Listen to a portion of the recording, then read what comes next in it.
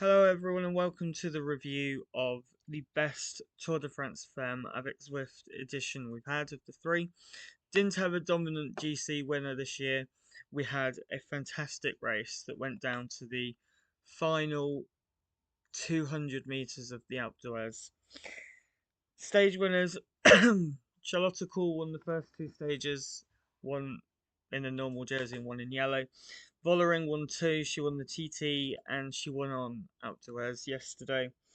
Petersa showed off her all-round talent with a stage win in the Liège stage, and Justin Takira won the Grand Bonnard.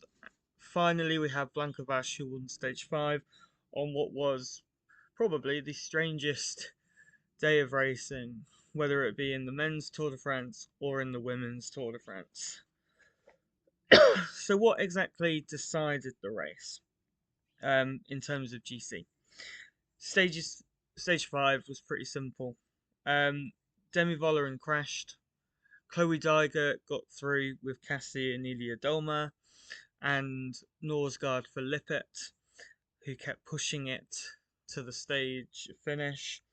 And SD Work only Misha Bradewald went back to help Demi Vollering after her crash, which is stupid, strange, ridiculous, given that they've got the defending champion who should be the priority. Weaver should have gone back. Vash I can understand to a degree, but Lorena Weaver should have gone back to help. That made such a huge difference, and in the end, it cost SD Works the tour. Which, although I wanted Demi to win, I'm not too upset about because SD Works have shown their true colours this year. And then obviously on the Alp stage, Vollering went on the Glandon, and for all intents and purposes, it looks like going on at the top. It was going to be between Royakis, who was on a worldie of a day, and Vollering. I didn't really give Niliadoma much hope, sorry. But courtesy of Little Trek's help for Guy Railini, she managed to have that gap at the bottom of the Alp at about 45 seconds. When they passed us, Vollering looked composed, she looked cool, so did Royakis, and Niliadoma looked like she was struggling. So I think the big thing that won Niliadoma the tour ultimately was the crash, but ultimately as well was that fighting spirit that she had on that final climb. She knew that it was either that or second or third to Royakis as well. So in the end, we had the closest in history of the men and the women. 4 seconds to Vollering. Niliadoma, the first Pole to win the women's tour, the first non-Dutch rider to win the women's tour, and Royakis was at 10 seconds.